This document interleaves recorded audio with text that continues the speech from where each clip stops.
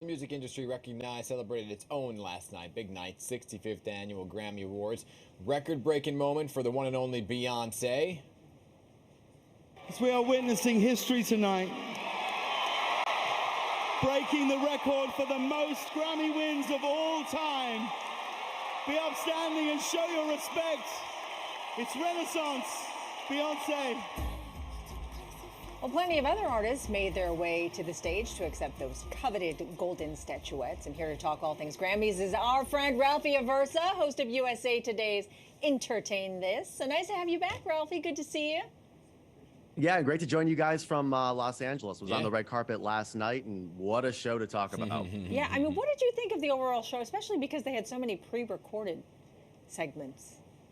Yeah, the fan segments, I give the Recording Academy credit for trying something different. I really think those pre-tape segments did not land, though. I mean, the magic of the Grammys is the live performances, you know, the interactions between your favorite artists, the speeches where you never know what the person's going to say on live TV on stage, and you lose that when you have those pre-tape segments. That said, there were some real big Grammy moments last night, probably no bigger than the tribute to hip-hop for hip-hop's 50th anniversary. Yeah, that was absolutely amazing. By the way, just to put a little button on that fan thing, I did like that a lot of the fans were local. There was one from New Jersey. There was a couple from New York that they were featuring. I like that they said where they were, but it did drag on a bit. So performances, you said the hip-hop one, right? I thought they kicked off with Bad Bunny was just fantastic right away, got the energy going. It totally did, yeah, and that was a great call by Grammy producers as well, because you need that at the top of the show. You need something that's going to grab your attention. You need something that's high energy, and really, too, inside of Crypto.com Arena, which everyone around here still calls Staples Center, you need something that's going to get people on their feet and kind of set the tone for the evening, and Bad Bunny was certainly able to do that. Yeah, as we mentioned, Beyonce won her 32nd Grammy. She was also the most nominated artist.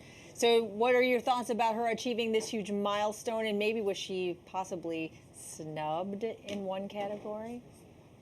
Well, we could talk about the big three categories in a second, because I think there's a lot to discuss there. But as far as just Beyonce, the fact of the matter is there was one year where I believe her and Jay-Z, or just Jay-Z, went 0 for 8. And by the way, Jay-Z was shut out again last night. He had a chance to pass Ye as the most awarded hip-hop artist of all time in Grammy history. So the fact of the matter is Beyonce wasn't shut out. She took home 4 trophies, and it's another significant milestone in what's been an incredible career. Yeah, I mean, certainly an incredible career. By the way, she wasn't there for her first one because of traffic.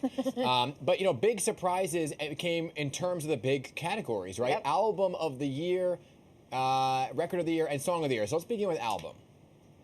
Okay, so overall with the big three, I think we thought the 2023 Grammys were going to be like the 2017 Grammys, where, if you remember, you had Adele's 25, Beyonce's Lemonade. Adele ended up winning. So we thought, is this the year that Beyonce wins? And instead, neither of them won any of the big three categories. Harry Styles, I will say this. I'm not going to sit here and argue whether his album was better than any of the other ones, but it was good enough to be album of the year. It was my favorite album of 2022, that's for sure. Yeah. Before we let you go, we want to talk about Viola Davis. I mean, come on. She won a Grammy, making her an EGOT finally, right? And she was given the award prior to the televised show. But when she did present, they made an announcement, and the audience stood up and cheered. What was that like to be a part of that?